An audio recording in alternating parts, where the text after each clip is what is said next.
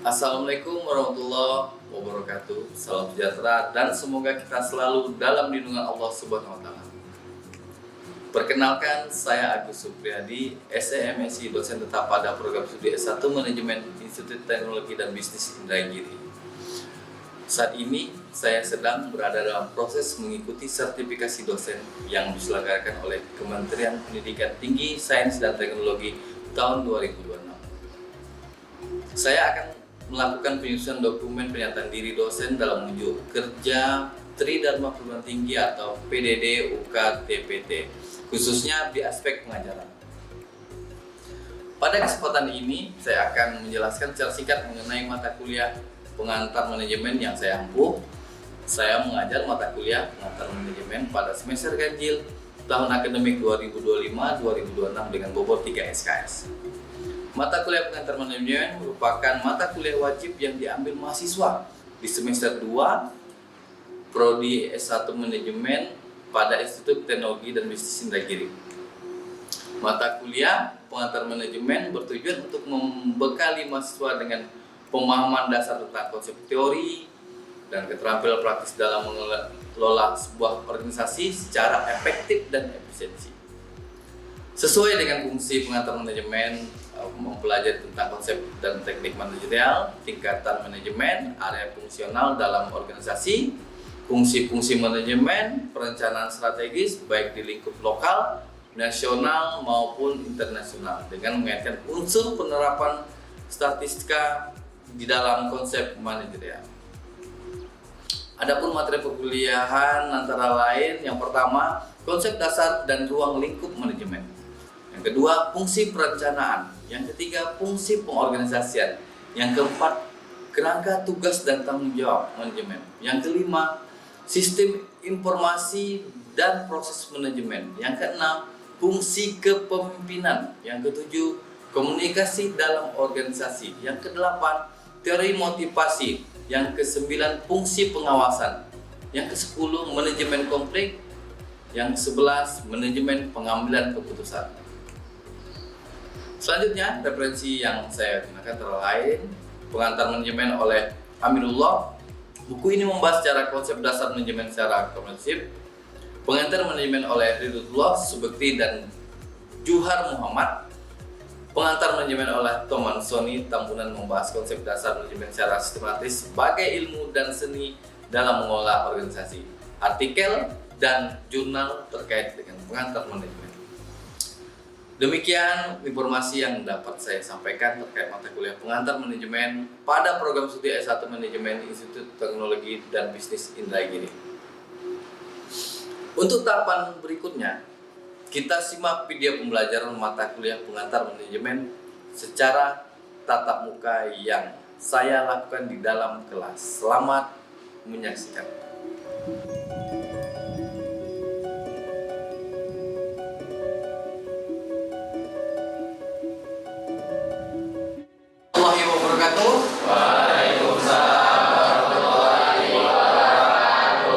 Selamat sore, salam sejahtera untuk kita semua. Sore. Apa kabar semuanya? Baik. Oke teman-teman, semoga hari-hari kita penuh dengan kebaikan-kebaikan dan selalu didalam Allah dan selalu diberi keberkahan. Nah, kita melanjutkan materi kita minggu ini. Nah, sebelum kita melanjutkan materi kita minggu ini, kita mau review dulu tentang teori kita minggu lalu, yaitu tentang komunikasi. Nah, masih ingat apa itu komunikasi? Coba rekan-rekan sekalian, angkat tangannya. Siapa? Ketua? Komunikasi apa ketua? Komunikasi. Menurut ketua, ini kita sedang komunikasi nggak? Ya. Apa itu komunikasi? Komunikasi kalau menurut saya Pak itu adalah interaksi antar dua orang untuk menerima informasi atau menyalurkan informasi. Oke, kamu komunikasi? Itu cara kita menyampaikan apa yang kita pikirkan kepada orang lain. Oke, menyampaikan apa yang kita pikirkan, menyampaikan informasi. Secara sederhananya teman-teman, ya, menurut saya komunikasi itu penyampaian informasi atau pesan dari si pengirim informasi atau pesan ke penerima pesan dengan cara tertentu. Nah, itu dia komunikasi. Terus ada beberapa hambatan komunikasi kawan-kawan. Nah, kawan-kawan di sini biasanya diskusi nih. Disuruh bertanya, disuruh menjawab, bisa. Apa salah satunya? Kegelisahan, gugup. Kenapa gugup? Berarti kita tidak membaca, berarti kita tidak mempersiapkan. Itu ya teman-teman.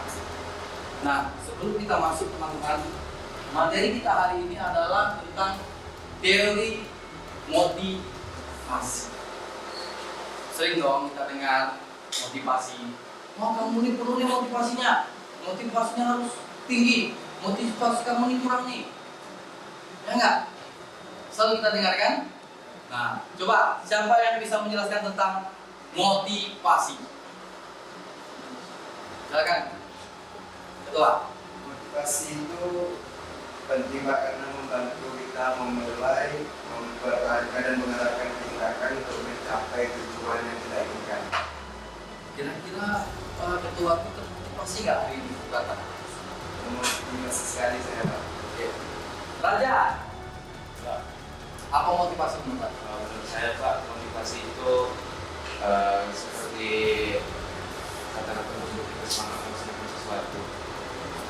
Yuk, yang cewek lagi siapa? Yang di depannya cantik. Rizka. Menurut saya, motivasi adalah dorongan atau semangat yang membuat seorang mau melakukan sesuatu untuk mencapai tujuannya. Oke. Motivasi pokoknya kan dorongan.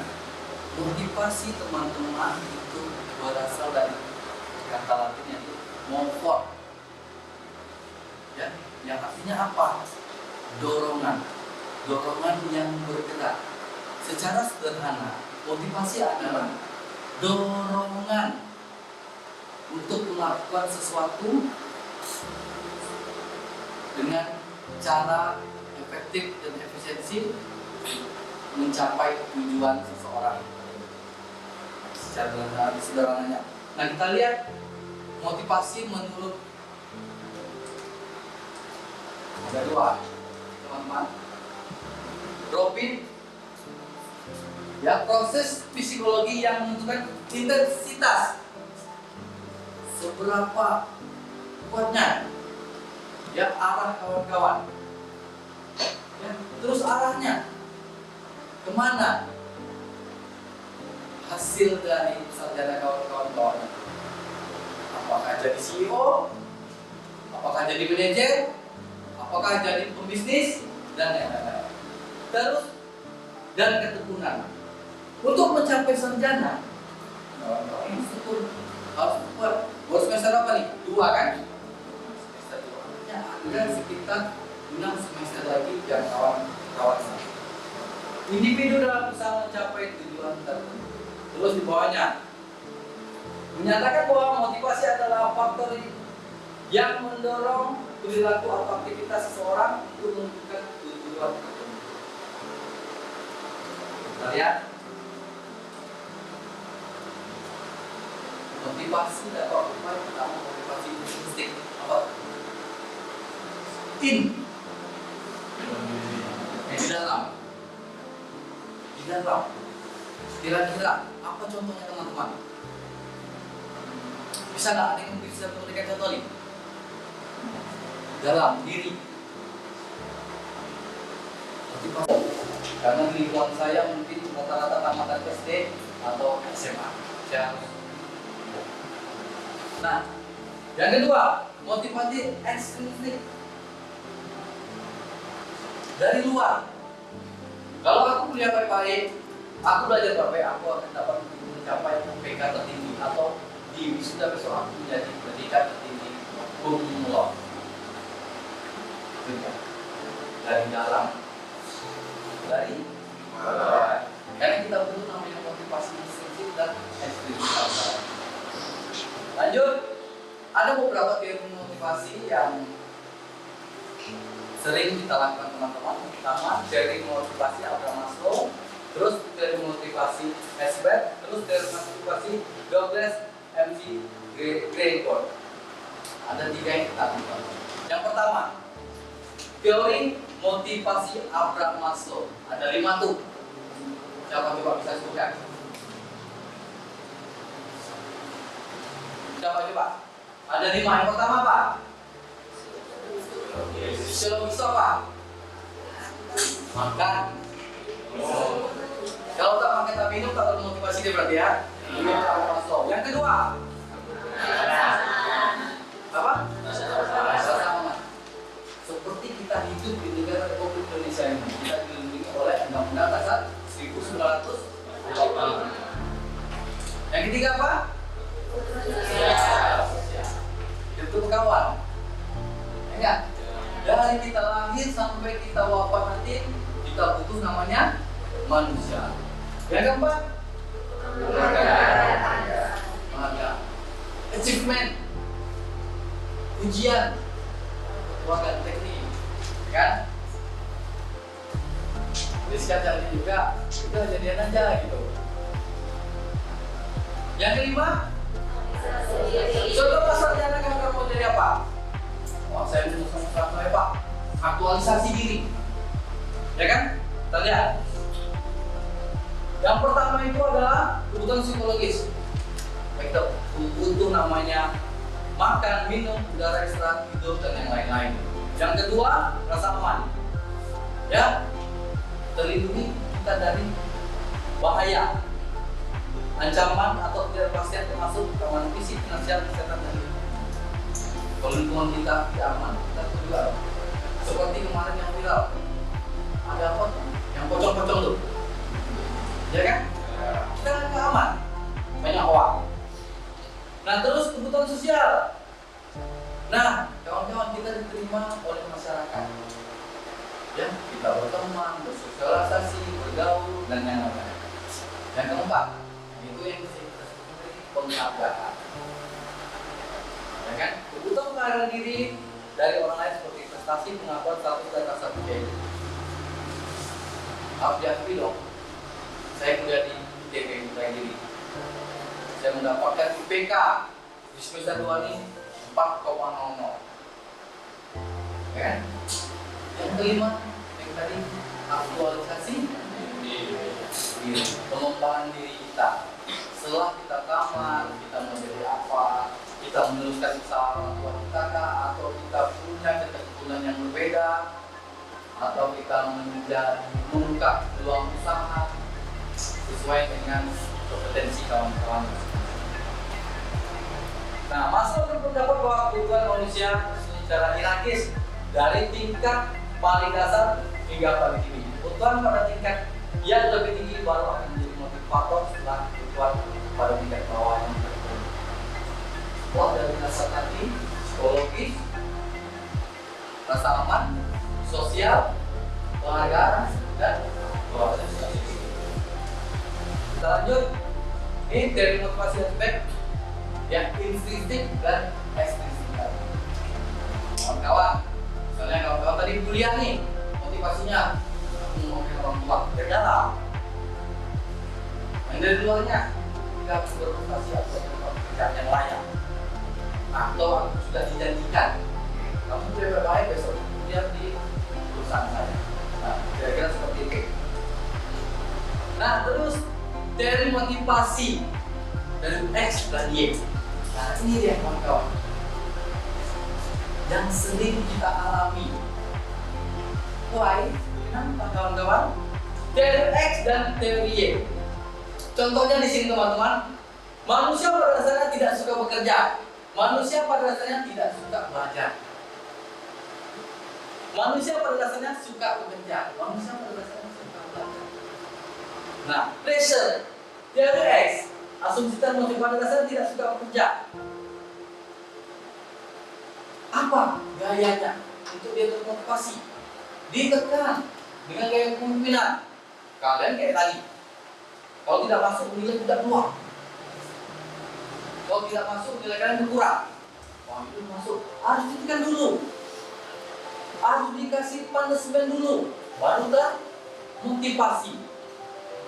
Ya dengan apa? Nah kalau kalian masuk nanti mereka bagus semua.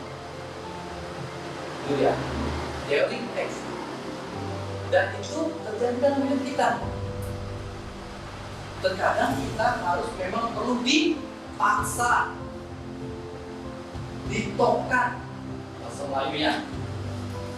Nah terus teori dengan sendirinya pasti ya untuk diri sendiri. Memang ilmu tidak terasa di masa yang sekarang, tapi di masa yang akan datang. Dari diri sendiri tidak perlu ada tekanan, tidak perlu ada imbalan, karena kita butuh kuliah, karena kita butuh namanya belajar. Itu dia. Sering kan kawan-kawan ya? Itu dia contohnya, teman-teman. Bisa teman-teman lihat materinya saya kasih ke teman-teman. Nah, mengapa kita perlu motivasi? Perlu motivasi ya kak? Sampai detik ini saya ada perlu motivasi kok. Dengan cara apa? Melihat, mendengar, merasakan. Coba, menurut kawan-kawan kita perlu motivasi. Kenapa? Saya kita perlu motivasi itu untuk mencapai pilihan kita.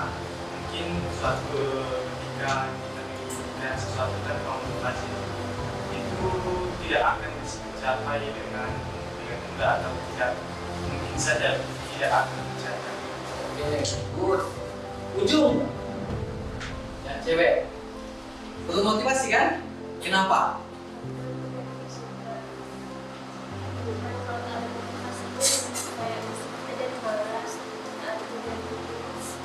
Ya, coba sebutkan salah satu motivasi kenapa kamu kuliah, kenapa datang?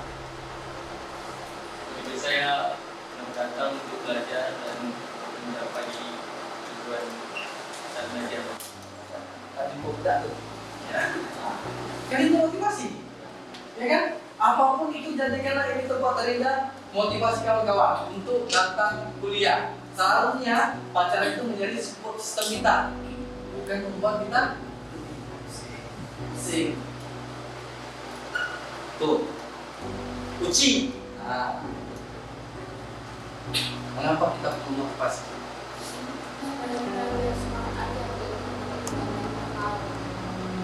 Biar tambah semangat aja ya. Itu motivasi yang kawan-kawan utarakan kenapa saya perlu motivasi. Berikut kawan-kawan ada beberapa yang saya. Yang pertama, semangat. Ya, harus ada semangat kita, energi support. Ya, membuat kita bersemangat memulai dan melakukan kerjaan dengan baik. Saya kuliah. Ya, karena materi yang bagus tentang motivasi. Toh, ini pertemuan terakhir. Terus yang kedua, meningkatkan produktivitas. Meningkatkan produktivitas. Upgrading skill kawan-kawan. Kemampuan kawan-kawan, kemampuan intelektual. Meningkatkan. Terus ketiga, mencapai tujuan yang lebih mudah. Untuk mencapai sarjana, kawan-kawan harus jalani step-step. Semester 1, 2, 3, 4, 5, 6, 7, 8. Ada yang mau masuk sampai semester 14? Ya, ada kan? Berarti memang itu namanya pendalaman. Ya. Terus meningkatkan kepuasan dan kebahagiaan. Saat kita termotivasi, kita merasa lebih puas terhadap pekerjaan hidup secara keseluruhan. Ya. Lanjutnya mendorong kebutuhan diri. Kembali, saya tak bisa begini terus. Saya harus lebih dari orang tua. Saya harus lebih dari uang saya. Ya kan? Teman-teman, lagi sekarang dengan era digital yang luar biasa, orang siap untuk berdaya saing. Dunia. Mengatasi tantangan dan rintangan.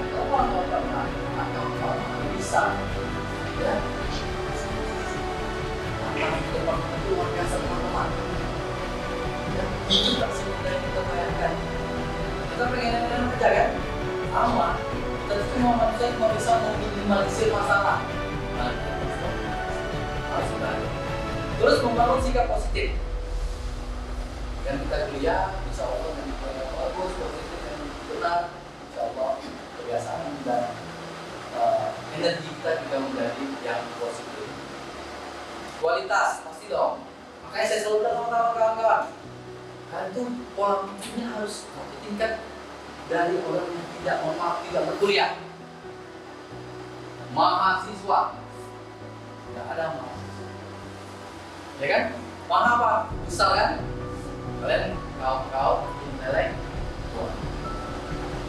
Terus nomor 2, kerjasama dan hubungan. Salah satu kuliah adalah kawan-kawan bangsa kita memperbanyak kawan, link dan relasi. Salah satu kunci sukses. Setuju nggak? Dulu kawan tua mungkin kawan tua atau cuma kenal sekali ya. Sekarang setelah masuk tua deh, alhamdulillah banyak kawan.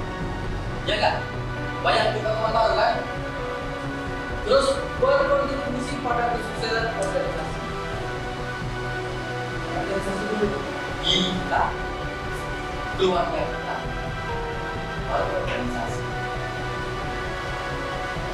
Itu yang gampang dan tidak mudah.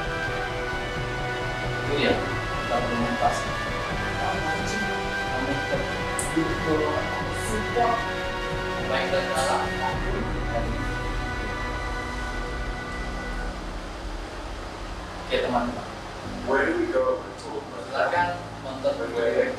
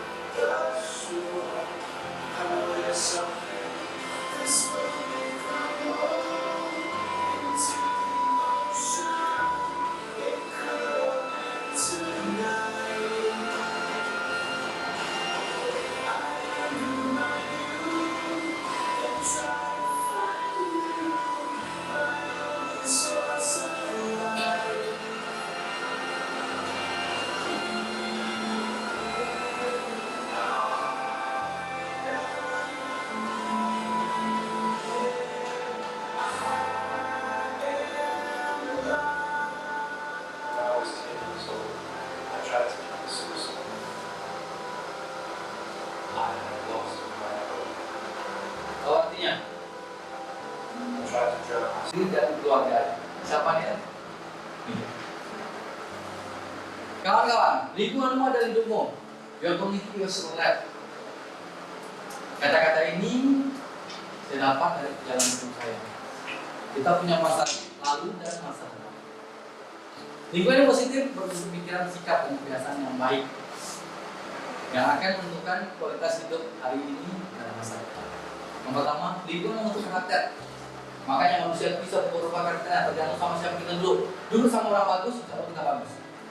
Dulu sama orang tak bagus, demikian. Yang kedua, lingkungan membentuk pikiran kita. Bukan kita sama orang bisnis, bukan kita sama orang akademisi, banyak dikitnya kita akan pola pikirnya seperti mereka. Terus, lingkungan untuk kebiasaan.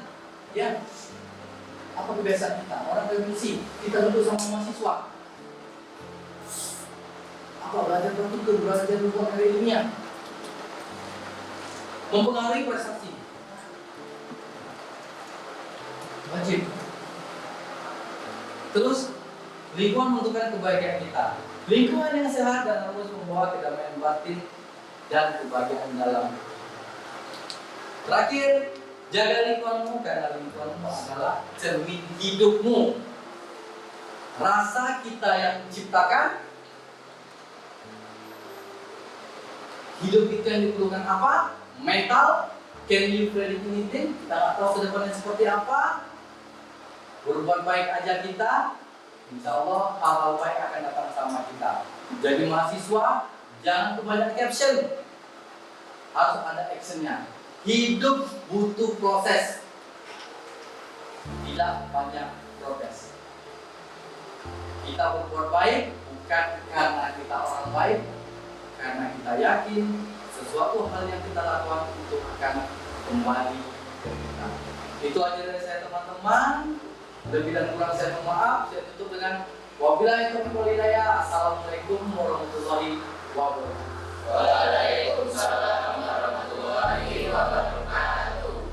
Oke, thank you. Halo. Demikianlah cuplikan proses pembelajaran serta penjelasan singkat untuk mata kuliah yang saya ampuh, yaitu pengantar manajemen. Dengan tema teori motivasi pada program studi S1 Manajemen Institut Teknologi dan Bisnis Indragiri. Semoga dapat memberikan gambaran terkait kinerja pengajaran yang saya lakukan di mata kuliah pengantar manajemen pada program studi S1 Manajemen Institut Teknologi dan Bisnis Indragiri. Semoga dari informasi yang saya berikan dapat bermanfaat dan dapat memenuhi syarat penilaian untuk sertifikasi dosen yang saya ajukan terkait penyusunan dokumen pernyataan diri dosen dalam unjuk kerja Tridharma Perguruan Tinggi atau PDD UKTPT. Terima kasih saya sampaikan kepada Kementerian Pendidikan Tinggi Sains dan Teknologi LLDikti 17 Wilayah Riau dan Kepulauan Riau serta seluruh tim sertifikasi dosen SMART 2026 atas kesempatan yang diberikan. Saya juga mengucapkan terima kasih untuk pimpinan Institut Teknologi dan Bisnis Indragiri, teman sejawat, dosen serta mahasiswa-mahasiswi Institut Teknologi dan Bisnis Indragiri. Demikian yang dapat saya sampaikan. Saya akhiri dengan wabillahi taufiq wal hidayah. Wassalamualaikum warahmatullahi wabarakatuh.